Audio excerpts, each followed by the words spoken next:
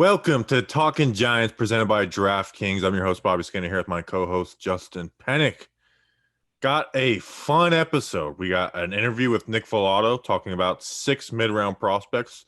Last year, we talked about Matt Peart, so maybe we're going to be talking about a future Giant on the episode. So that was good fun. 45 minutes of draft talk. And we got to talk about Zach Fulton and Ryan Anderson being signed. Justin, how are you? How dare you forget about Devontae Downs being brought back?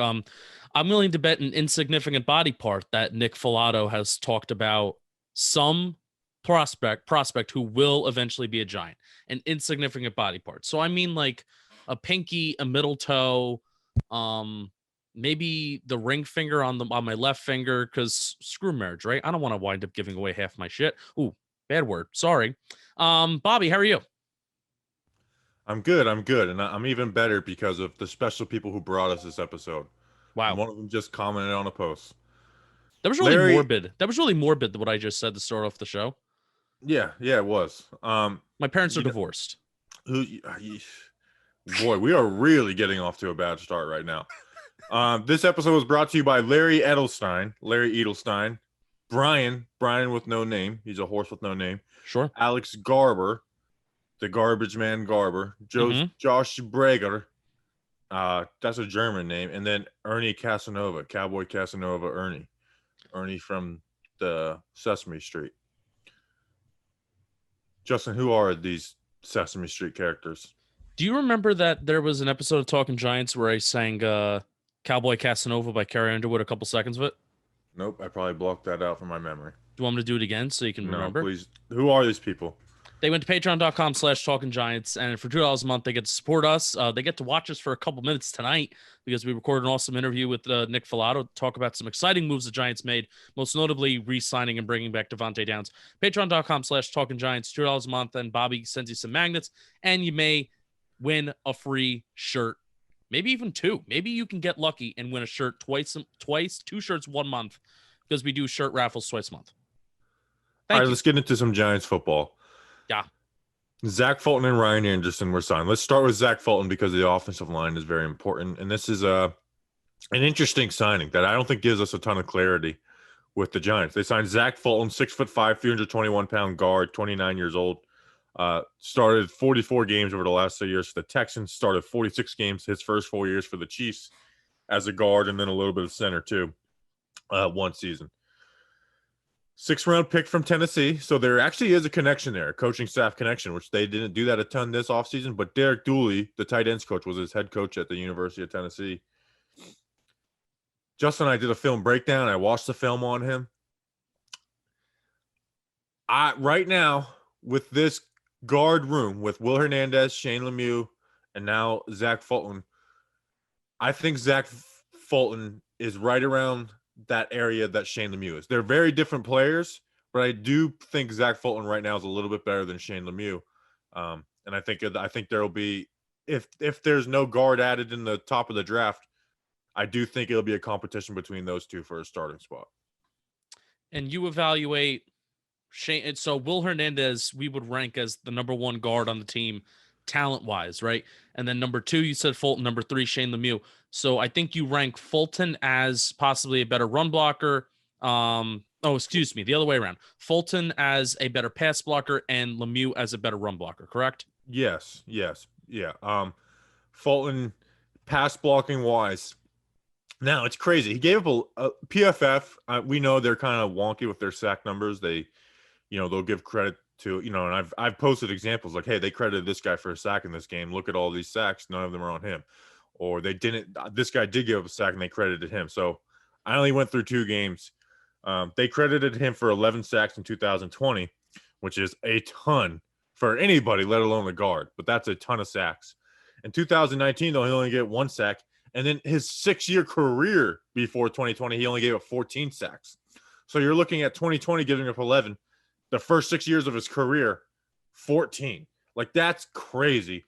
So I don't think, at 29, I don't think he's just on this huge decline. But anyways, as a pass blocker, he has good recoverability. He picks up stunts and blitzes well, like a lot better than, the Giants have in the past. But he has slow feet. So he can get beat outside, inside, that type of stuff. And in the run game, he's not going to move anybody. He's gonna have to win with the right angles, coming off at the right time, putting his helmet in the right spot, hands in the right spot, because he's not going to move guys the way Shane Lemieux or an Andrew Thomas do. I mean, in terms of the pass blocking, though, he does have the good recoverability, and where he does have the active feet is after the initial maybe snap of the ball and after the first step. A little slow off the first step. I think you were breaking this down, but that does scare me. So if we're talking about, obviously, I don't think we view Fulton as an answer or as the answer for starting guard in 2021. But if the Giants do, there's something that does scare me with relying on your recoverability, relying on your ability to recover if you got beat off of your first step and if you maybe get caught leaning a little bit. So this is a move that I don't think it restricts the Giants from doing anything in terms of the draft. I don't think it restricts them, even if they still want to look at a Turner from Carolina. I don't even think it restricts them doing that. I know they would have to work around the cap. That's also probably not happening at this point if Ingram is not traded before the draft, because Kyle Rudolph's contract is also signed too. There was a little bit of doubt for like 24 hours whether that was actually going to happen. So, Bobby, if anything, this puts in my mind and in my brain, it puts Will Hernandez's future in doubt more than anything. But I think that's a reach of a take. I view it as insurance for the draft. Hey, we don't have to get a guard in the first 3 rounds. We have a guy who started 90 career games that could come in and play if Shane Lemieux doesn't step up. I think their goal is for Shane Lemieux to start. I think they want Shane Lemieux to grow and start, which Shane Lemieux can do. I have a question. I hope I have an answer. Now, this isn't ideal for offensive linemen, but Joe Judge showed a very, very big willingness to do this. Do we possibly see a rotation of rushing downs, first and second down? We see Shane Lemieux in there, and then third down, we see Fulton in there if he's a better pass blocker than Shane Lemieux. Do we see that rotation? If you did that in series, it would probably be the first time ever. I could still see them doing the rotation where this guy gets this series, this guy gets this series. We saw the Giants do that, so we know they're willing to try it. But if there's I would be blown away if they did that in a series where it's like, okay, like now you come out for this play, you bring this guy in. All right. Well, maybe not within a series, but I think they're, let's face it, when you have the 2-minute warning at the end of the second quarter, it's more likely that you're going to be throwing the ball than running the ball. So then maybe that's a series where you want Fulton to be in there versus the first drive of the game. If you maybe don't want to be so aggressive, you want to get Saquon going, then Shane Lemieux would be there. So I guess it may not depend, series by series or play by play, or no, it may not depend by play, but series by series based off of what the game script is and what the game is calling for. Maybe they do that if they don't acknowledge something in the draft, which I think we're still under the impression end of March, beginning of April, we're on the boat of we would like the Giants to do something pretty significant within the first 3 rounds at offensive line. Yeah, the only way I see them doing a rotation is that if Zach Fulton wins the starting job, but they still want to give some series to Shane Lemieux, the young guy. Yeah. Like I don't see Shane Lemieux winning the starting job, and there's like, okay, let's get the 29-year-old vet on a 1-year contract, some reps in there. I think it'd be if Zach Fulton wins it, but they also want to give Shane Lemieux those a certain amount of reps a game because they do like Shane Lemieux. There's no doubt about that. We also don't know how they feel about Will Hernandez. And then someone made a good point to me. It's like, well, maybe they have shown you what they think about Will Hernandez, and I don't want to accept it, which is very real because I like Will Hernandez much more than I like Lemieux or Fulton now. But I feel like if that was continuing, they would have made a move on Hernandez, and they still could, but Hernandez isn't the type of player that you're going to bring into this season and just have him on the bench. Correct. You've made that point before, and I'll tell you what, Kyle Rudolph signed his contract. A nice trade package is Will Hernandez and Evan Ingram. That's like a nice trade package for a team. I mean, Evan Ingram has how many years left on his rookie deal? Both won. It expires in 2022. This is both the last year of their deals. Evan Ingram had the 5th-year option. Well, I thought Will Hernandez would have gotten a 4-year deal since he was drafted in 2018. This will be his 4th year. Oh, okay. 2018, 19, 20. This year's 21. Well, I can't count. So, but that still is a tempting trade package for a team that may want to give us that would be a pretty nice trade package. I think that where we wouldn't just accept a fourth round pick for that. That's maybe like one or two picks in there. Yeah, you could get something for that. It's we've got a long time before the draft, so there's moves to be made. But yeah, like I think with all this conversation is back to my original point. This move doesn't give me any clarity on the Right. offensive line. I view it as insurance, but like it could be a multiple of different things, and we don't know how they feel. As much as you might think we know how they feel about Hernandez, we don't know. Correct. So I said I was going to assume I was going to retire the assume it's going to be the minimum contract, but you would think it's near there for Fulton. It's going to be like $5 million a year. All right. Next, before we get into the interview, Ryan Anderson, not the white 3-point shooter for your Orlando Magic, the outside linebacker, edge player for the Washington football team, 6'2", 255 pounds, 26 years old, second round pick from Alabama. So this is him and Ragland, both a couple of Alabama guys. Joe Judge, an Alabama guy. How about that? Burton Burns, an Alabama guy. 1 year contract, $990,000. 2019, he played a good amount for them. He played 50% of the snaps, had 44 tackles, 4 sacks, 4 tackles for a loss. And then with the new coaching staff, the addition of Chase Young, his snaps went down to 14%, and he was playing, he was always playing edge, but he went from being a guy who would play, 20 to 25% coverage snaps to none at all, and was a hand in the dirt, rush the passer from the edge, defensive end type guy. So he clearly wasn't a system fit, and they just had better players in front of him with Young, Sweat, and Kerrigan. Yeah, the 1 year where he got somewhat of significant playing time, like Bobby said, the production wasn't bad. I mean, he even compiled 19 pressures, which is kind of cool. Exactly a 50% rate. Let's just you multiply that by 2, 100% of the snaps, that's 38 pressures, which is a good season, but it's never realistic for somebody to play 100% of the snaps. I This hurt a little bit because Kyler Fackrell did go to not San Diego. He went to LA, signed with the Chargers, and this was a signing that was clearly like, this is a special team signing. He's played a decent amount of percentage of snaps on special teams. The year that he played 49% of the snaps in 2019 on defense, he also played 49% of the special team snaps for Washington as well. And then in 2020, he played 30% of the special team snaps. So, he doesn't have a role on for every single snap that is on special teams, but probably punt team.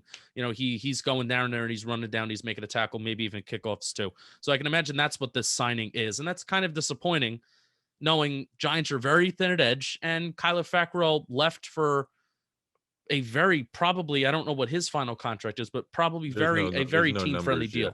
But I think it is. There's no numbers yet. I looked for them. I think it is a very clear, like, hey, we signed Kenny Golladay, Adoree Jackson. We can't afford Kyler Fackrell. We can't afford Kyler Fackrell, even at his contract last year of $4 million a year. And I think we all think he lived up to that contract. Fackrell was a good, solid player. It wasn't anything crazy, but he was a good, solid player for them. And when he went down, it was actually a significant loss because of Golden being traded and Carter and Zimenez already going down. So when he went down, you really noticed it on the edge for the Giants. So you understand it though. It's like, hey, they went out and got some big money guys, and they weren't able to keep Kyler Fackrell. So they bring in Anderson, someone who's played football, he's all right, but I don't think he's better than Fackrell in any facet, not as pass rusher, run defense, or coverage. But I think he's right now, he's right in the middle of, hey, you got Carter and Zimenez as the top 2 guys, and then you have Coughlin, Cam Brown, and Nico Lelos. I feel like he's smack dab in the middle, where he's not down on their level. Those are young guys who can grow, but I don't view him as good as a Lorenzo Carter. And you could maybe say Zimenez, but we've seen so little of Zimenez, it's hard to have an opinion on who he is. Yeah, and when he was actually playing, he wasn't getting crazy snaps either. So that's something to keep note of and keep in the back of your brain. Here's an idea. Research Rick loved to talk about the 3 defensive lineman sets for Patrick Graham in 2020. And when all of our edge rushers were traded, injured, went down, not on the team, the Giants kind of had to do that by choice. But do we think that they maybe do that a little bit more in 2021 just because of the personnel that they have? Obviously, if we add an edge rusher in the first 3 rounds, that probably changes the answer to this question. But why not? We're making the strength the strength. We even signed Obi-Wan Kenobi, who's had great production in the past. So why not go with more of these 3 defensive lineman sets? Well, I want to build off that. If Eddie Odenegbo, people have assumed that because he's a defensive end in a 4-3 that he's going to be an outside linebacker. I'd be surprised. It's not impossible, but he's closer to a nose tackle than he is a stand-up defensive end. Like he played some nose tackle, defensive tackle reps. I do view him as that hand in the ground defensive tackle. You could call him a defensive, like you could call Leonard Williams a defensive end, but at the end of the day, in this 3-4 system, he's a defensive tackle, even if he's lining up on the end. Like, Leonard Williams, you don't count him as edge. You count Carter, Zimenez as edge guys. So I don't view him as a stand-up outside linebacker. And I feel pretty good about that take. We can't see it for sure until we see them on the practice field. But I don't view him as a guy who's going to be standing up on the edge and just rushing the passer. Patrick Graham, scheme versatility. They didn't play Golden because he could drop it in the coverage. Ifedi's never done that. He's never done that. He's done it just as much as Dexter Lawrence and Dalvin Tomlinson have. So I don't view him as an answer out there. So I do agree, though. They're going to run those 3 defensive line sets. You got Dexter Lawrence, Leonard Williams. You want to get B.J. Hill in there. Austin Johnson to play nose tackle. Now, Ifedi. Hell, maybe they even make R.J. McIntosh active, or they even bring in somebody else in the end of the draft or whatever. But yeah, I do think they'll do that. Plus, Ragland is a pretty good upgrade over David Mayo. Like I really like the Reggie Ragland signing, and I think he'll battle with Tay Crowder for that starting job next to Blake. So they're going to do a lot of different stuff, and I think we're going to see a lot more blitzing too to help for the lack of that outside linebacker group. And the addition of Dory Jackson, I do think you're going to see more blitzing than they did this past season. Cool. Yeah, Reggie Ragland, big, stocky guy, but he kind of good in coverage. Blake Martinez is good at getting to the quarterback. It makes me feel a little bit better if we have 2 linebackers out there on 3rd down instead of 3 safety sets. So Joe Judge, it really does feel like Joe Judge is putting his a blueprint and this footprint on this roster with guys that he feels comfortable with, which Jordan Ronan said, he came on the show, a couple weeks ago, and, he said that the coaching staffs have in the past have not been given that input, which is nice to hear that has kind of changed. Bobby, Devontae Downs, you're so excited that he's back. Well, and before we get into Devontae Downs, I think we got to remember round 1, 2, and 3, you're expected to impact from day one, depending on if you're Matt Parrott or not. But like if we go offensive lineman, wide receiver, outside linebacker, or whatever combination, like those 3 guys are meant to play. So I those are 3 impact players that are yet to be on the squad. Right. Devontae Downs was signed, and I know everyone's like, Bobby's going to be so pissed. No, if he's the 4th inside linebacker when 53-man cuts happen, then I'll be annoyed. But you have to bring 90 people in the camp, or you don't have to, but you bring 90 people in the camp. I got no problem with them bringing him in the camp. I think they saw they saw it with Downs. Like they saw who he was. There's a reason he was benched very quickly. So I would be surprised if he's the number 4 inside linebacker on the day they make cuts. And very smart people like myself always say, Bobby, that the depth is always thinnest at interior linebacker. Like everybody that's on the depth chart is going to be playing. Smart people like myself say that all the time. PC, only you know that joke that I say that all the time. But anyways, Danny Behan says my tweet was more of a joke towards you, Bobby. I'm not remembering what tweet he's talking about. We're not picking up what you're putting down, Danny Behan. Oh, the Devontae Downs. Oh, Danny, there was millions of people who were tweeting that at me. And I get it. It's like I've railed against Devontae Downs pretty hard, which kind of makes me feel bad too. But it's like, you know what? I've never made it personal. So, Bobby, your tweet mentions were madness. You want to know what else is madness? What's madness? March Madness, the tournament. It's in full swing. And now we're getting to the time of the year of March Madness, and we're getting to the time of the month where my brain gets confused because it's called March Madness, but the most exciting basketball is going to be taking place in April. That confuses my brain. The action has not disappointed, though. DraftKings Sportsbook, America's top-rated sportsbook app, is putting new customers in the center of the action. Bet $1 on any tournament game, and if your team wins, you win $100. It's that simple. Turning $1 into $100 is 101 odds. Pick any college basketball team that's still in the hunt for your shot at winning $100. All it takes is a $1 bet and that team winning their next game. There's no better way to put your college basketball knowledge to the test than to put your money where your mouth is with DraftKings Sportsbook. Don't worry if college basketball isn't for you. DraftKings Sportsbook has 101 odds on select fighters for this weekend's UFC 260. Somebody in the YouTube comments actually complimented me on my, I forget what his name is, the announcer for UFC. So I'm going to do it again. Fighting! That wasn't as good.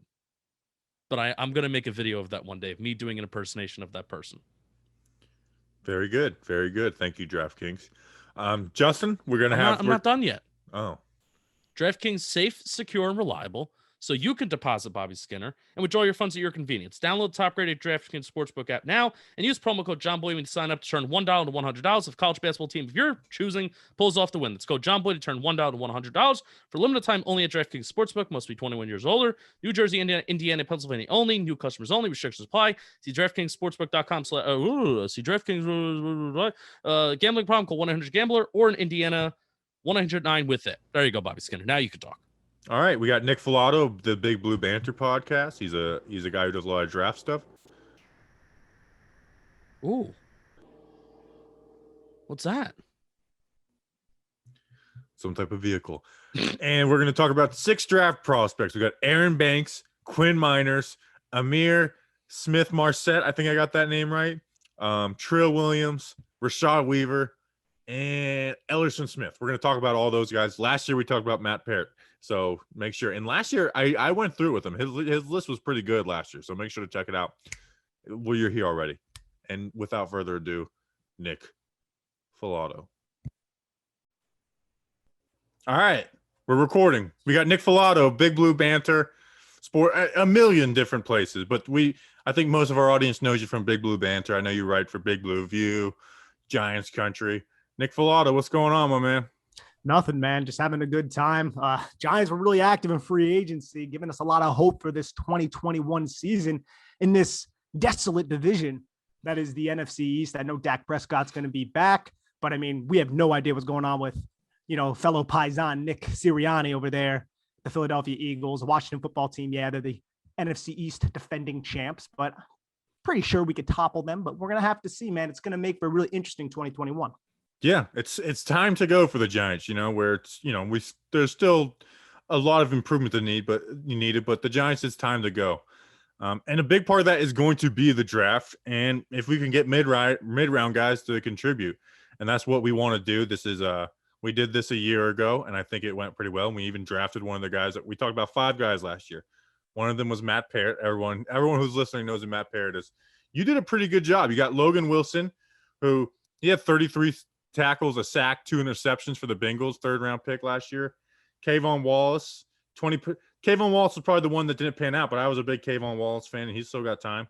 Alton Robinson had 4 sacks on 29% of the snaps, and then Troy Pride played 50% of the snaps, too. So I'm hoping we get some gems out of your list this year.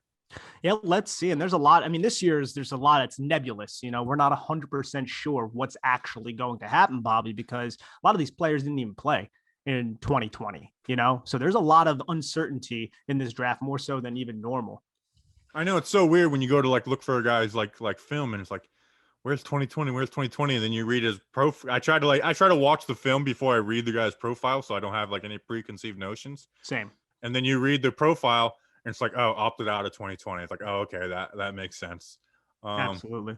Which I think that's the fun part about finding these mid-round guys. I feel like that's where we all stake our claims on our draft prowess. So before we get into that, what are you guys doing at Big Blue Banter for draft month? Coming up, I know you guys have been pumping out a ton of episodes. What do you guys got planned? Yeah, Dan Schneier, CBS, and myself, we've been doing a lot of draft profiles, and we're going to be doing our rankings and stuff once I meet myself and Dan kind of get the entire class within our eye shot. We want to be fair to everybody, start doing some rankings and stuff. But right now, we're just doing draft profiles and talking about what the New York Giants were able to do in free agency right now. Dan actually just got back from Vegas, so he's recollecting himself, and we just recorded a draft episode that will drop, or a free agency episode that will drop here shortly. How many players do you get through for the draft? Because this is my first year where I told myself I was going to do 200 players, and I'm thinking I might fall a little short of that because I've been trying to grind through it. And then with all the other Giants news, I think I'm at like 60 right now. I'm like, man, I don't know if I'm going to be able to get through this whole damn thing. I think I have more than 80 actual draft evaluations, but my eyes on it's going to be well over probably 150, maybe close to that 200 number. It's interesting though, man. You watch a tape, Georgia against Alabama, right there, you're getting how many prospects that are going to be draftable from the Alabama offense and the Georgia defense. So if you do it that way, and it's going to take you hours to get through one film, it really will. And especially if you're taking good notes and being diligent about it, you're watching one play several different times to kind of fully comprehend what actually is going down, what the offense wants to do, what the defense is trying to do as well. And then you kind of evaluate that way. You can bang out a lot of players like that, but it's very time consuming. So you just got to be, have your attention to detail ready and dive into the film. The Alabama O-line was brutal to go through because you got Dickerson, who I love, Deontay Brown, and then Leatherwood, where it's like, all right, went through this play like twice on this player, now rewind, go through it on this player, rewind, go through on this player. And I think that like just Alabama versus Georgia, I think it took me like 4 hours just to go through those three O linemen. So oh, absolutely. And then you look at the Georgia defenders too. You got Eric Stokes, you got Tyson Campbell, you got Azeez Ojulari, you got the linebacker, you have the safety as well, LeConte, who is a draft eligible player. There's a lot of draft eligible people there. For sure. So before we get into these mid-round guys, right now, what do you do at 11? Because it's wide open. Last year, it was offensive tackle or Simmons. This year, you can go a million different ways right now. I know. And if you were to ask us this last week, we would have been like, oh, it has to be corner or it has to be wide receiver. But now, after Kenny Golladay and Dory Jackson have been signed, you really look at it and you say, Micah Parsons is very, very enticing there. I know he did not play in 2020, but pairing him with Blake Martinez at that second level, he can drop into coverage. You can use him off the edge very effectively. I mean, he was recruited to Penn State as an edge rusher. He can really add a certain element to the blitz packages from the linebacker position that Patrick Graham likes to run. I mean, I really think he can unlock the next level that you want. I think Micah Parsons is really, really intriguing, but at the same time, I look at this offensive line and it seems like there's some uncertainty here, right? We're really hoping for Matt Peart, Will Hernandez, and Shane Lemieux to kind of hit that level, but that's not certain at all. And I know you bring in Rob Sale, you bump Freddie Kitchens up to be an offensive analyst, you bring back Pat Flaherty, and you hope they unlock these players' potentials, but that's still, you're hoping right there. You're hoping from a jump for multiple players, and that's not even bringing up Andrew Thomas, who you hope plays similar to the latter half of the year and not the beginning half of the year. Right. So offensive line can't be ruled out either. And if Rashawn Slater there at 11, that's definitely a course of action that I would support, but I'm also for trading down because I still love to have a team that's deep. I love to create competition. If you get more picks in the mid round, you get more kicks at this can of players who could be successful or players that could be going under the radar because of all the uncertainty that we talked about before. So you got to give me a name though. You got to give me one. Okay. I'm going to say Rashawn Slater. Me too. I'm well, actually, I need to be fair. I need to watch Slater. He's one I haven't watched. I promise you. I'll watch him by the time this episode comes out. How about that? But if he's everything that everyone says he is, I'll probably be on that. Where, like you said, last week I would have said Jalen Waddle or Devonta, which of those big three would have fell. And then when we signed Galladay, I'm like, okay, let's look at Caleb Farley or certain, whichever corner you preferred. And then now it's like, I think I got to go offensive line and just try and build this offense up around Jones. I want to ask you, Bobby, is Waddle and these players, are they completely off the table now with the Kenny Golladay edition? No, and it would be fun and it'd be exciting, but I just feel like it'd be reckless. I feel like it would be reckless. Obviously, Galladay is Galladay. Shepard is going to play in the slot. And then Slayton, I don't think Slayton's a guy you put on the bench, and you could talk about rotating guys and playing, but Slayton is better than the fourth wide receiver, and I think he's going to benefit a ton from having Galladay. So, and also there's so many wide receivers I like. You know, it seems like wide receiver is deep every single year in the draft nowadays. Like, you know, De'Ami Brown, who, you know, some people have him in the third round. I think that guy's like worth a first round pick. Rondale Moore, if you told me Rondale Moore was like didn't have injuries, he'd be a wide receiver 4 for me. Like, there's so many other guys at wide receiver that you can fall in love with, that one of them is going to be there in the second round if you truly want to add that piece. But I just feel like it'd be reckless, because I feel like we have a good wide receiver core now. And like you said, that's a lot of faith into Will Hernandez, Shane Lemieux, and Matt Parrott, who you like those guys, but I don't think you can just totally trust them. Absolutely. And you also got to look at it. We know Jason Garrett loves to run a lot of 12, even 13 personnel package, even with an addition like Cullen Gillespie, who's going to come in and compete with Caden Smith for that H-back role on the counter trade play that the Giants love to run. I mean, I don't think they're going to stray away from that kind of base run play. I think they're still going to have those power gap elements and multiple tight end personnel packages, which is just going to take another receiver off the field. But man, dude, I think about Jalen Waddle, dude, and I'm like, imagine him with Saquon Barkley. I mean, look at 2019. It'd be nuts. Look at 2019. Nuts. How did defenses play the Giants in 2019, Bobby?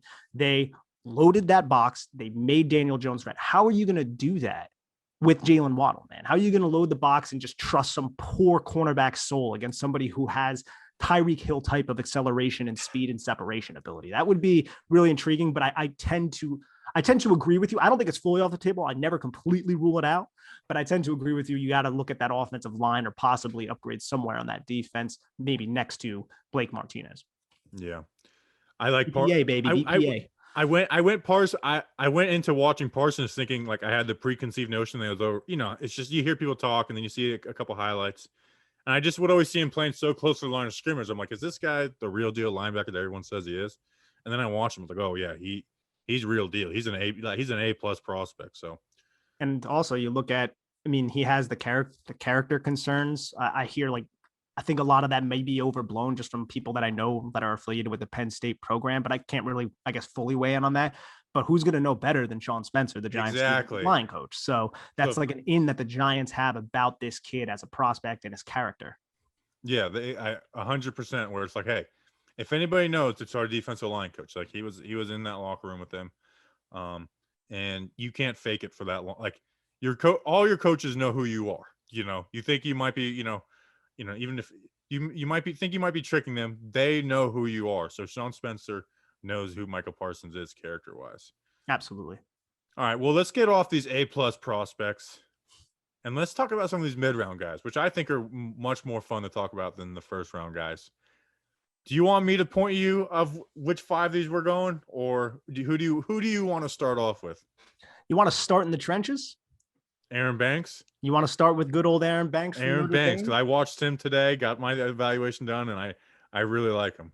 Yes. Yeah. Aaron Banks is something special to say the least. And it's to the point where I'm like, he could be a 3rd round pick. He could even be a 2nd round pick because this guy has tackle type of size, but he thrives as a guard. And it doesn't always look 100% pretty, but he always gets the job done. He uses that gigantic frame to be thick on contact, uses his front hand well to kind of initiate the contact and then control the inside parts of defensive linemen while kind of steering them in whatever direction he wants, because he plays with exceptional play strength. And as a pass protector, he's very, very good with his posterior strength. I mean, his anchor. Good luck trying to bull rush this type of guy or even trying to run around him because he's so damn wide. And he can execute to me. I mean, he's not overly quick, but I think he can do a good job still pulling and kicking into space if you need him to. He does take the good angles to the second level, does a good job on the backside of ace blocks, on the front side of ace blocks as well. Kind of climbing to that second level, locating a linebacker or just getting enough of him to get in his way and not allow him to really have an impact on the play. I mean, somebody that strong, somebody with big hands and the grip strength that he really possesses, you can kind of just gain the inside leverage on a defender and just control him at the point of attack. That's what you kind of want, especially when you run a lot of duo type of blocking concepts. I really like him. And also, you put out like a 2-eye shade on him or something like that and have him block down. Good luck, defender, because you're going to get cleared. I was watching. I watched him versus Florida State and then against Duke. And Florida State, I don't think I've seen an offensive lineman pancake. Have so many pancakes in one guy. I mean, just folding guys over and over. And what I like is he's got a little Nick Gates into that. He doesn't just like pancake you. He'll put a little extra shot in there, or be like, "Come on, please try and get up and make a play on this because I'm going to be here to light you up or find more work." And I agree with basically everything you've said. Where he just moves guys. And like you said, it's not always perfect. Sometimes his hands can be misplaced. That being said, do you think the way he's able to move guys in the run game and, like you said, torque them and steer them, do you think that will translate to the NFL, that type of strength? Or do you think it's, some guys can bully people in college and they can't in the NFL? Do you think that's going to translate quickly for him? Quickly is another. It's going to be hard to see how he kind of translates to NFL speed and then how NFL players can convert speed to power well, even as interior defensive linemen. But just look at his size, man. I mean, that size, that's on the books, baby. That's something that's not going away. And that's NFL size for a freaking tackle, let alone a guard. And I think he carries his weight relatively well too. And that's a huge part of it. So I think eventually, yes, he's somebody who's going to be able to kind of move bodies and control bodies at the point of attack. I think he could be a year one starter too. I don't think he's somebody that has to have a year of development. And there's always growing pains when these guys end up coming into the league, but that doesn't mean by the third week, fourth week, they start kind of adjusting and getting comfortable with the speed and the power of the game. I think that's well within the wheelhouse for Aaron Banks. Yeah, 6'5", 340. And you mentioned come in and start. I would, if the Giants were to draft him wherever, I would immediately project him over starting over Shane Lemieux. Maybe not Hernandez, but I agree with everything you say. Where he said he's not going to be super fast pulling, but he's effective. So he may, let linebackers, he might tip the hand to linebackers a little easier. But when he's kicking out, I mean, he's always, making that block on the inside shoulder and doing a good job. And the only thing that you kind of worry about is, like in pass pro, can he play the full man with that speed at the NFL?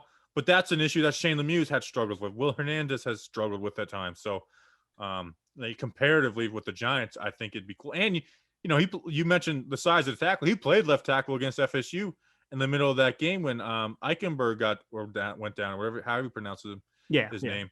And he looked pretty good doing it too. So yeah, he's a guy. He might be second on my most excited guys on your list. Oh, on this list, he's second on the most exciting guy. I thought he would be number one because I know unless you're big on the next offensive lineman that we're going to dive into. No, you'll see. You know what? What am I hiding it for? Weaver. I love Rashad Weaver. So honestly, and Rashad Weaver on this list, he's on the bottom half for me. Really? Yeah. Well, let's talk about him. Let's pull up Rashad Weaver. Let's talk about Rashad. 6'5", 270 true defensive end out of Pitt. Yes. Rashad Weaver to me, man. You look, he was injured in 2019, had an ACL, and I watched film prior to the injury and then film after the injury. And it did look like he lost a step. I don't see somebody who has a quick second and third step. I think his initial quickness is actually pretty solid. Love his length, and I love what he offers from that standpoint. I think he could be successful on tackle end and end tackle stunts. And I'd like to see that if the Giants were to select him in the fourth or fifth round, or even a little bit later if he's still around because of those injury concerns, see him in that role with Leonard Williams, later in the season. I think that could be something that's intriguing, but I don't see a great athlete, really. I don't see somebody who has superior athletic ability and who's quick twitch, really. I think he uses his hands solidly, I would say, up the pass rushing arc, does well to keep his chest clean, has a nice chop swim move that he engages, which I love to see. But I probably like another pass rusher that we're going to talk about a little bit more than Rashad Weaver. Counterpoint, I think he's got better, you make good points. I think he's got better and a more diverse tool bag of pass rush moves than some of the first round guys. I look at him and he's they a pure shooter in the NBA. You don't have to be the best player in the NBA to be a better pure shooter than other guys. He has pure pass rush moves and it just looks so natural. He does. He doesn't have the greatest get off, but I think he does a good job getting skinny and horizontal and working outside in, starting outside and then jumping in. I think he does that a lot better than the guys. And I know you're a big Senior Bowl guy. He was someone who, and him and his teammate Patrick Jones, I had them very similar going in. Coming out, I was much higher on Weaver and kind of down on Jones. Jones had a bad Senior Bowl, man. Very It's not bad. something that's really consistent with his tape because his tape's a little bit better. But I agree, man. He gets skinny and horizontal very, very well, especially starting from the wide. And I think he has that quick first step. For me, if you look at him as a 5 technique or outside, say wide, and he's going up the pass rushing arc, I think that second and third step isn't all that quick. And he doesn't have as much bend in his lower half, ankle flexion, hip flexion to really bend through contact, get his hips swiveled and cornered to the pocket. I don't think he does that overly well, but I do love how he uses his hands to kind of assist him to maximize the lack of elite athletic traits that he has, because I think he's very, very crafty with his hand use and where he kind of hits a lot of these offensive linemen, how he, subtly pulls the inside shoulder down and then brings his inside arm on a swim move against a offensive tackle. I think he uses his hands well, but it's the athletic ability that's something that is a little bit concerning. And I'm wondering if it was the injury that kind of zapped it just a little bit heading into the 2020 season. Yeah, well, I will say this. I don't view him as a scheme fit for the Giants. I like him, but I think for the Giants, he'd have to be, a stand-up outside linebacker. He's never dropped back into coverage. So, and that's a necessity for Patrick Graham. We saw it with I thought Marcus Golden was the best, talking about pure pass rusher on the Giants, and they wouldn't play him because there that threat of dropping back into coverage wasn't there. That's huge for the Giants scheme, man. Yeah, so I would like to see him in like a traditional 4-3 type guy place, but I do love Weaver. He's one of my draft crushes in the mid round. So, and he had 34 tackles for loss, 14 in 2018, 14 in 2020, and then 6 in 2017. Again, didn't play in 2019.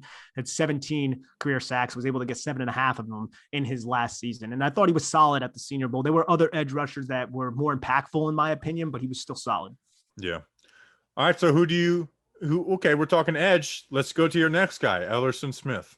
Yeah, man. Ellison Smith. I just tweeted about Ellison Smith, man. And I saw a good athlete, don't get me wrong, down at the Senior Bowl, but I didn't think this guy would jump 127 inches in the broad and then 41.5 inches in the vertical, which is absolutely insane from an edge prospect. He ended up running like a 4.69, and this dude is like 6'6.5", 262 pounds. That's insane, Bobby. Those are insane measurables. And down at the Senior Bowl, you were there, man. I mean, he was really disruptive, and not just in these one-on-one drills where it's kind of set up for defenders to have success over the offensive linemen, but he was disruptive in the team drills. And that's where I thought he did really well. Again, shooting interior gaps, getting skinny, and using play strength to kind of run through the half-man relationship that he would end up establishing with some of those Senior Bowl offensive linemen. And this is also a guy who didn't play in 2020. He went to UNI, which is a smaller school. It's an FCS program, did not play in 2020, ends up going down the Senior Bowl and making his presence known and imposing his will on people. I think he's somebody in 2019, he was really, really productive. I want to say he had like 14 sacks, 21 and a half tackles for loss or something absolutely ridiculous. He's somebody, man, that really intrigues me. Again, in coverage, I mean, his film, he's playing against such smaller level competition that it's hard to take a lot of that seriously. And it was a year ago, but from what you saw from him at the Senior Bowl, there's a lot of intrigue there. But again, similar to Weaver, it's like, can he fit? I'm of the mindset that Patrick Graham can find use for a lot of these different guys. I'm always of that mindset because he's a smart coach and he's not going to try to fit a square peg into a round hole. I think that he would be effective as a defensive lineman, and he's one of those bigger type of guys who has incredible length, which we know the NFL prioritizes. Sorry about that train, but I like him, man. I like him as a prospect. I really do. So you mentioned he's cookie cutter. He's got good athleticism. Do you think he's a good enough pass rusher to make up for what I think is like bad in the run game? Like I watched him against Dylan Rayden of North Dakota State, who's a good player in his own right. And when you talk to some of the ends down there and you ask them who was the best guy they went against, and he was one they mentioned a lot. But I watched Rayden dominate him in the run. Like I just felt even the other guys at North Dakota like kind of handle him, and North Dakota's a good team. Do you think he's a good enough pass rusher to get away with that, or do you think he's a guy you kind of have to like stash, like a Cam Brown type? We got to stash him and let him develop.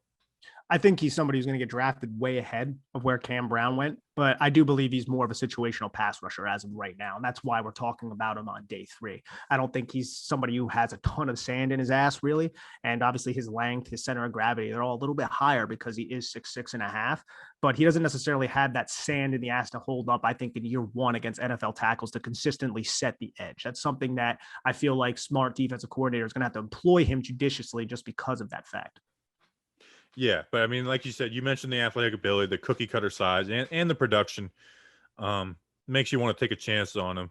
But watching Dylan Rayden, I watched Rayden's in the one game of 2020, while watching Lance too, and watching him at the Senior Bowl, and then watching him in this game, it really kind of upgraded him in my mind. It's like, man, this is an Ellison Smith guy who you like a lot of people like, and he just handled him. I know we're not talking about him, but. Yeah, Dylan Rayden's that's an interesting one because I remember at the start of this process, I was hearing people that I respect in the industry talk about him as like a late day 1 pick. Yeah, so that's crazy to me. Yeah, I watched the film, dude, and I ended up doing an evaluation for Giants Country on it. And I was like, late day 1 pick? What the heck are they talking about, dude? He's playing at the FCS level. He should be dominating almost snap in and snap out if he's going to be a first round pick at that level. And he just wasn't. So I could see him maybe being like a day or like a day 2 pick, maybe in the 3rd round, somebody you can develop, somebody who may have some upside to be kicked in the guard, but definitely not somebody in the 1st round. I thought that was really, really rich, especially in this draft class where you have a lot of tackles who are pretty intriguing. The Walker Littles of the world, Samuel Cosme, Eichenberg, Alex Leatherwood are all going in that similar range to Redun's. Yeah, I see some people, like you said, some people have him as day 1. I think that's crazy to me. I think he's got good traits, and then, like I said, defensive end saying like, "Hey, this was the best guy I went against." Is like, okay, maybe I should listen to the people who are going up against him, and like you said, 1-on-1s and stuff are built for the defense, and he did all right in those. But I agree. When I saw people saying day 1 for him, I was kind of blown away. But he did do good against Ellison Smith. All right. Well, let's see. We got Trill. We got Amir, who I like, and Quinn Miners. Which way do you want to go? Let's go to Quinn, man. Quinn Miners, the D3 love child of this year's draft process. And honestly, man, I always have a soft spot for Division III guys that coach Division III.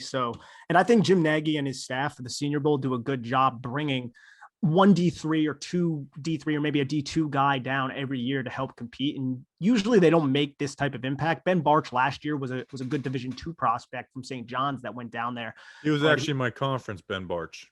Oh, yeah? How about that? He was the redhead tackle, right? Yes. He was drinking and it was like an energy drink with all this weird stuff in it, raw eggs and like Powerade. It was gross. But the school he goes to, they never wear pads in practice. St. John's. St. John's, Minnesota. Their coach was I don't know if he might be dead now, to be honest, but their coach was the most winning coach in college football history. But yeah, they don't wear pads in practice. It's kind of crazy. Bobby, where did you play?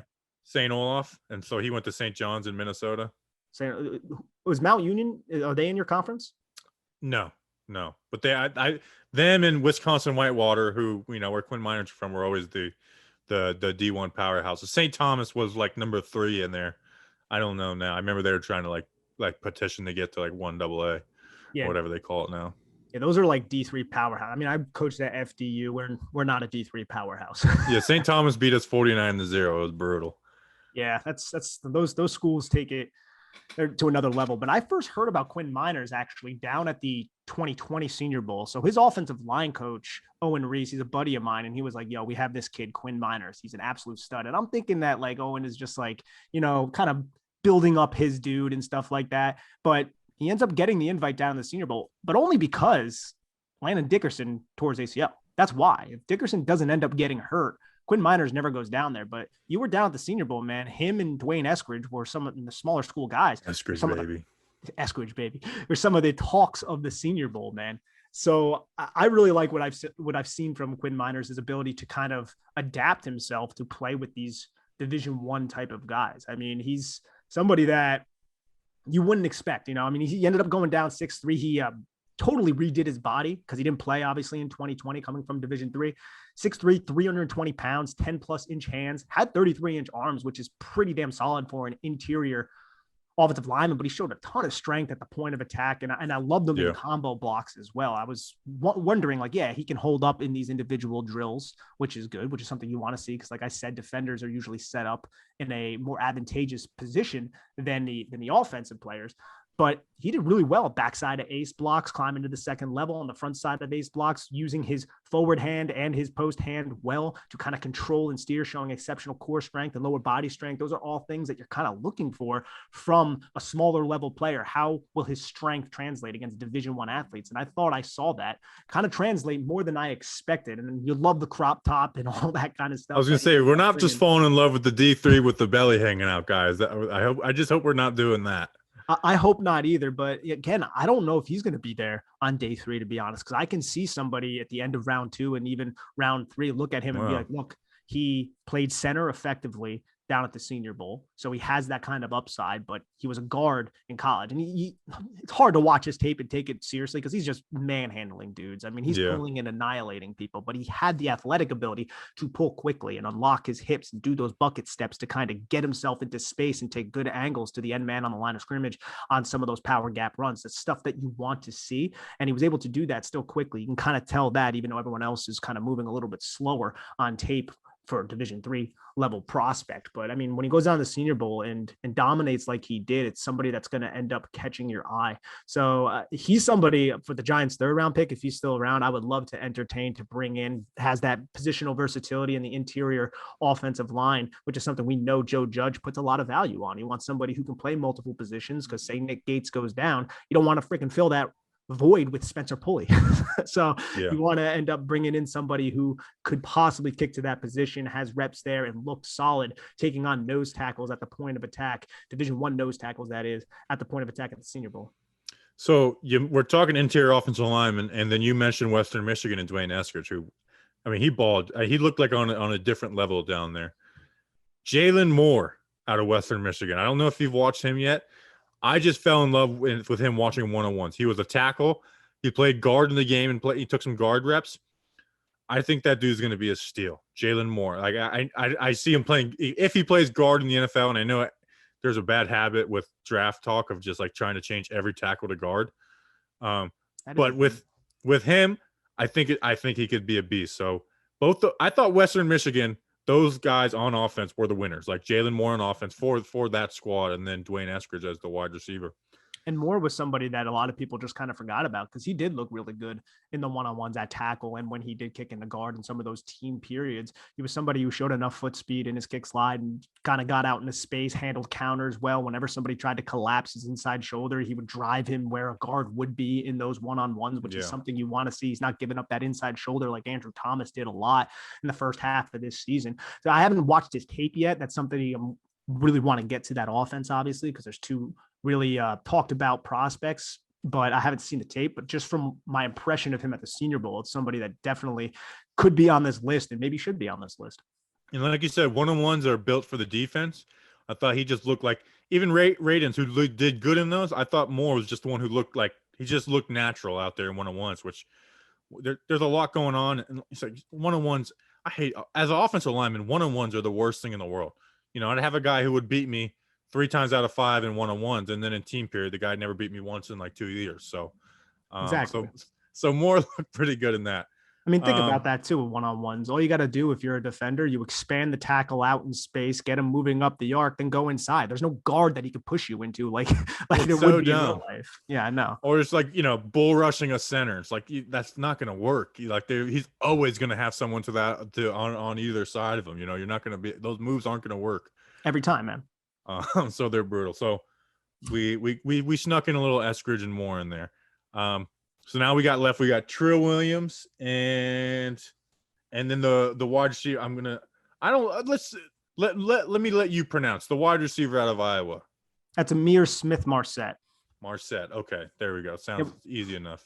We'll go to Mr. Amir Smith Marset. So I had the privilege, I guess you could say, to watch a lot of Iowa football. One of my best friends is a huge diehard Iowa fan, and he's also one of my roommates now. So I end up watching a lot of them, and I'm always like, who the heck is this Amir Smith Marset fella? Because he's playing in Iowa, which is not known for their pizzazz or their explosiveness or their athletes. They really throwing aren't. the ball at all. Or throwing the ball at all. I mean, back when Greg Davis was their offensive coordinator, it was a lot worse. Now they have Kirk Ferentz's son, Brian Ferentz, as their offensive coordinator. It's a little bit more creative, and you could see how they use Smith-Marsette.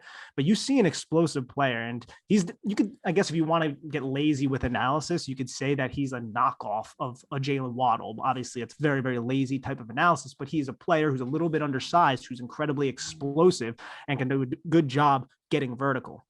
This past year, he ended up scoring a touchdown, doing a front flip, and then hurting his ankle and basically getting knocked out of a lot of games, but he should be ready for the NFL season. But this is somebody who a lot of people were talking about before that injury, and then everyone's kind of not talking about him anymore. I think he could fall to the third day, and I think he's an interesting gadget type of piece that you could add to a creative offense, get him into space. He can make people miss and use that explosive ability to really help an offense. That's something the Giants really need from 2020. Granted, they're going to get Saquon Barkley back. They added John Ross. It's really going to help with the explosiveness. But I still believe somebody like Amir Smith-Marsette, who's going to have special teams value as a kick returner and a punt returner, I think that's a solid move for an NFL team. And I know he's coming from a program that's not traditionally known for their athletes, but this dude is a legit NFL athlete. With better QB play, I think he'd be talked about a lot more than, like you mentioned, injuring himself on the celebration. And I think he had the little legal issues too. I fall in love with the guys who are those vertical threats. And then because of that, it sets them up for the underneath routes, the digs, outs, comebacks, slants, whatever. And that's what he is. And so that's why, like, I will always take a chance on those guys rather than, the day three guys who runs the perfect route or, Amari Rodgers. I like Amari Rodgers a lot. Think he's very crisp. He's very good in the slot, but I think I'd rather take a chance on a guy like Amir than I would Amari. I think Amari Rodgers is the better prospect, but Amari Rodgers is probably only going to be a slot receiver in the NFL, and they might use him at running back sometimes, which we saw at Clemson's pro day.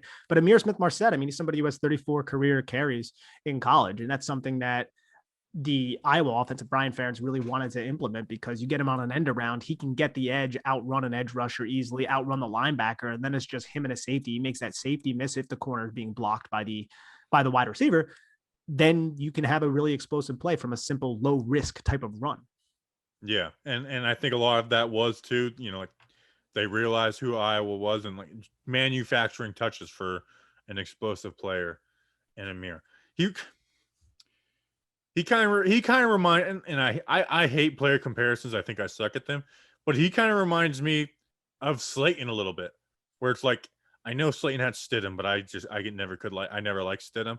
Like, I thought he, suffered from bad QB play, and you could do that with a lot of wide receivers, and was, that vertical threat who's not a perfect prospect, but you can get on day three and year one, year two, be like, oh wow, this guy's really exceeded our expectations. I think that's a good comparison, to be honest, from that standpoint. I think they're different type of receivers, both explosive in their own right. But I think that's a pretty sound comparison right there, because he probably is going to be a horrible one anyways. Yeah, but I wouldn't acknowledge it as a good one. Okay. I wouldn't put myself in the same sinking ship as you, Bobby. I hate player comparisons. I really do. It's like, yeah, but that one wasn't really a comparison. You're just comparing where they're being drafted and the impact that they can have. For sure. All right, so now we got one last guy on the list. We got to get a New York guy, and Trill Williams, the outside / slot / safety out of Syracuse. Yeah, so Trill the Thrill, his pro day. I mean, that Syracuse secondary is pretty intriguing, man. When you look at Mellon, Cisco, they got some guys over there. And then what's the other corner's name? The big one. Ifeatu Melifonwu. Yeah. Yeah, he ended up running, I think, like a 4.4 something Melifonwu, which is really was impressive at the Senior Bowl. Yeah, I mean, a lot of people unfairly compare him to his brother, Obi Melifonwu. But Obi, I mean, he set like basically combine records with a 141-inch broad and a 44-inch vertical, which is just insane when you really think about it. But Ifeatu Melifonwu, 41.5-inch vertical, 11 feet, 12-inch broad jump. I mean, that's still nothing to kind of bat your eyes at right there. And but we're not going to talk about him. We're going to talk about Trill the Thrill, Trill Williams. I believe he was a 4-star recruit, and he ends up going to Syracuse. Now he's been dinged up. He kind of played through injury, but he ends up running a 4.4, jumps 36 in the vert, 10.3 in the broad, 20 bench reps. And I think that's solid. The thing I like about Trill is he's versatile. He could play the slot. He has upside to possibly play boundary corner, and you can play him at safety. And he has that athletic ability to kind of cover the post in coverage. You know, he can drop to the post. He can kind of undercut those 7 routes if he's playing in the slot. He can take good angles to the football and a lot of different route concepts and stuff like that. From an athletic standpoint, you really like what you see from someone like that. I think he's a little bit wild going into the tackle point sometimes, but I think he's an effective tackler when the mechanics are all set. And I trust in this coaching staff to really help that. I mean, Jerome Henderson, you got Patrick Graham, you got Jeremy Pruitt. You have a lot of good coaches there who have been around players like this who are somewhat developmental, but they can have a high upside. And this point of the draft, man, you know, you talk about the 4th, 5th round. I'm looking for somebody who has a lot of upside. If they can unlock with good coaching, if you can unlock a high amount of potential, then they can turn into a solid to good starter. And I think that is Trill. I don't think he is right now. I think he can come into the league and he could bust, to be honest. But I think there's a lot of potential there due to his athletic ability and 3 different positions that he could be groomed to play. That's something that you're looking for if you're the New York Giants. I mean, yes, you're filled right now, man. You're good. Your secondary is one of the best in the league. It's not quite Baltimore Ravens probably right now, but it's very, very, very good. So if you could add somebody who has a lot of upside, a lot of potential, why not do that on the 3rd day? Well, I'm glad you mentioned the coaching because I do think he's someone who he's going to need some real deal solid coaching because yes, he's an athlete. He's the perfect, like when you look at him out there and you see him run, you're like, oh, this guy is the beast. I just feel like sometimes he just – I wish they would have found him one position and let us stick at it and learn it because I think, like you said, he has all the potential in the world, but there's like I want to see it translate into like working because like at safety it's like okay, good job, fast, but he kind of sucks getting off blocks at sometimes, and then they have him at nickel and they have him playing like 12, 15 yards off at times. It's like so he's someone that again I like. He's worth taking a shot on, but I worry that he could be a guy that we look back 2 years from now and say he never played a snap in the NFL, or he could be like, man, he was a steal. And I think that's a good way to look at Trill Williams because it is, like I said, I don't want to say boom bust, but he has elements of that to him. But I'll tell you, bro, Andre Cisco, man, I know he's coming off of surgery, so he didn't run at the pro day, I don't believe. But I think he did a crap load of freaking bench press reps, and that's what he ended up doing for him. And when you turn on his tape, if you watch some of Syracuse, you could see him flying around, dude. I like Cisco. He's my type of player. He's not going to be there on day 3, but he has that NFL type body. And he also has the ball skills to go up and attack the catch point with a lot of physicality, takes great angles down and run support to stick running backs. There's a lot to like about Andre Cisco. It's just funny, man, that you have 3 legit NFL prospects coming out of a school like Syracuse, all in the similar position group. You don't really see that all that often from a school like that. He's my type of player, Andre Cisco. You know, before the Giants signed Logan Ryan, we did like a mini, 2021 draft week last offseason in June. And I was like, man, you got Jabril, who next year will be going into his last year on the deal, in McKinney. And we know that defenses like to run a lot of 3 safety looks. I was like, look out for Cisco, man. He would fit so perfectly with the Giants. But like you said, there's just really no need there and for where he's going to go in the draft. Absolutely. I mean, you can only play a certain amount of these guys and hopefully, knock on wood, they all stay healthy. We want to see Xavier McKinney out there for more than just 4 or 5 games because I think that kid has all the potential in the world and all the smarts too in the process, and he can handle so many different assignments. And that's one of the things I love about the Giants secondary is a lot of these pieces, they have defined roles, but they're all somewhat interchangeable. And you could see that. I mean, Logan Ryan, he will drop in the box. You could see Xavier McKinney drop in the box. He'll play the apex defender, that overhang spot. He can drop and cover middle of the field, close center field and play that. It's like, wow, you can really kind of fool the defense with a lot of pre-snap, or fool the offense, I should say, with a lot of pre-snap movement because these guys are so interchangeable. Well, how excited we're done talking about draft. How excited are you for Adore? Adore is not perfect, but I just feel like he opens everything back up for Patrick Graham, where I think Patrick Graham, did a great job with what he had. But I think Patrick Graham wants to run a little more man coverage and blitz, especially on 3rd down. And you saw he started to do that versus Pittsburgh, and he got screwed. They're like, all right, we're just going to throw back shoulders at Corey Ballantyne all day. Now he's got a cornerback 1 he can trust and can make plays. And then obviously Bradbury, and then Holmes. I think like Holmes is one of the most underrated storylines from last offseason. Like we might have our nickel corner in that guy. And then obviously the 3 safeties you mentioned. How excited are you for what Patrick Graham's going to cook up this year? Because I feel like he impressed us so much in 2020. He's just going to throw a ton more at us now. Oh, I love it, dude. I'm very excited because you're going to be able to run whatever coverage concept you want. Because Adoree Jackson, he has his faults. He's sometimes susceptible to the big play, can be a little bit indecisive sometimes, will commit his hips a little bit early because he has the athletic ability to overcompensate for that mistake. But man, he could play man coverage, bro. He could play man coverage. James Bradbury can play man coverage. Now you can play man coverage on 3rd and 6, on 3rd and short, and not be a liability, not have that liability that offensive coordinator is going to be like, hey, quarterback, target this player, target this player. And that's what we saw with Isaac Yiadom. We saw it with Ryan Lewis. I thought Julian Love did well towards the end of the season, but I like having him as like a swing defender, not somebody who has to commit to the cornerback spot. He hasn't necessarily proven that yet, but you add Adoree Jackson, man, and you really add yourself somebody who's going to afford you the ability to play man coverage whenever you really want, bring more exotic and different type of blitz packages. I'm excited for it. Now, a lot of people are like, oh, yo, he's like a top 5 player on the Giants right now. I think that's a bit aggressive. I don't think he's a top 10 cornerback in the league, but he has the potential to be because he's 25 years old coming off of an injury riddled season. So I love the potential. I mean, right now, I think you've got a really solid number 2 quarterback or corner, or you can even say good corner in Adoree Jackson, but he has that potential to be a number 1. And then you can have 2 number 1 cornerbacks with James Bradbury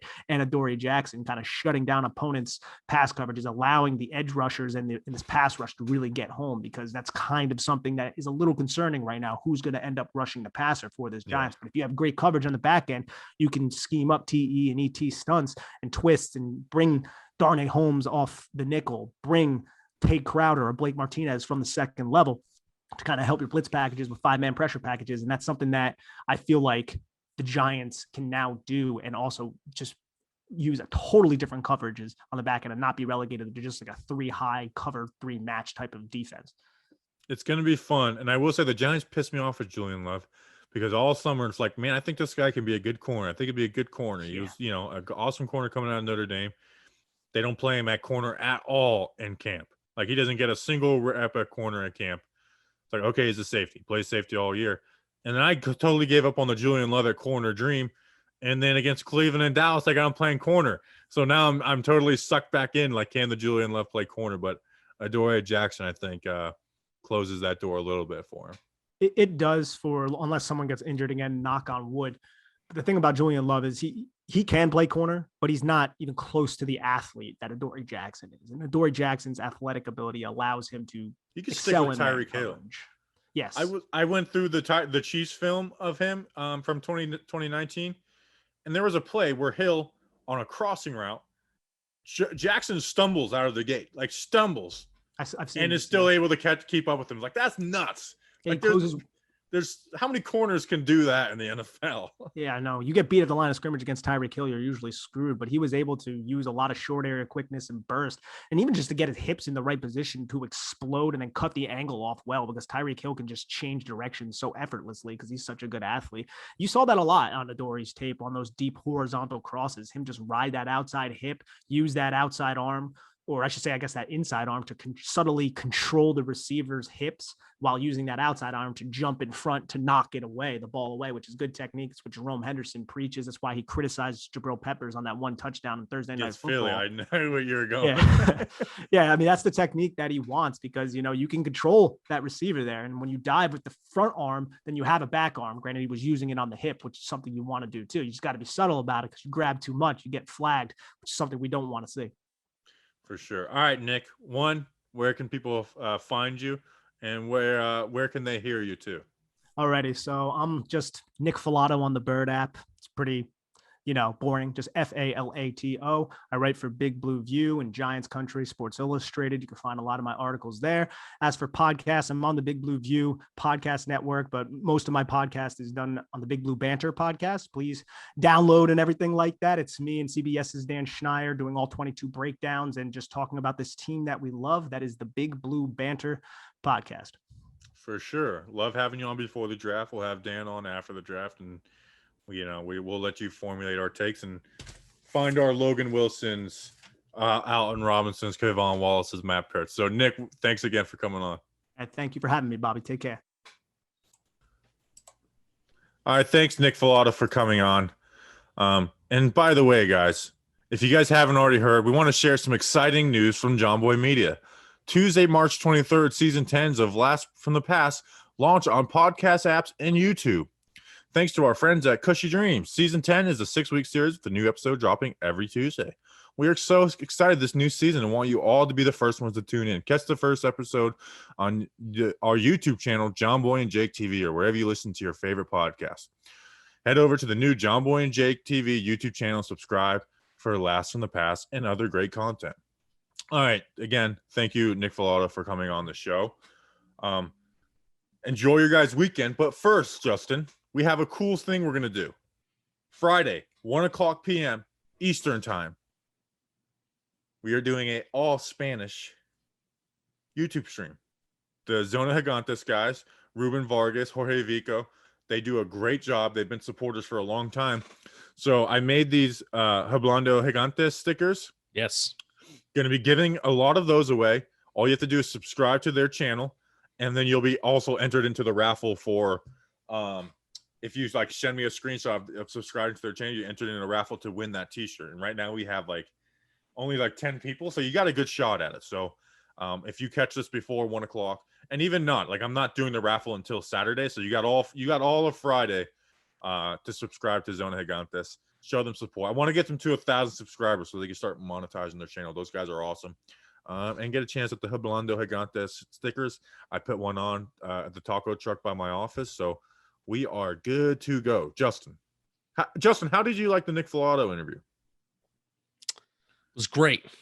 Did you listen? No, I did not listen to it yet. Wow. Do you guys believe this liar? He just lied to our audience. I'm sitting here trying to get our audience to trust us with information, and you just lied to them. It's like you know I listen to it after the fact that we record when I edit. I don't listen to it before. I know. I just wanted to make sure everyone knew you were a liar. I was trying to. I'm a fraud. That's a little term called entrapment in the biz. Police can't do that to you. All right, Justin. We appreciate everybody. We'll see you guys on Tuesday. Most likely with another really good interview. Won't say it until it's done. Appreciate you guys. Until then, let's go, Big Blue.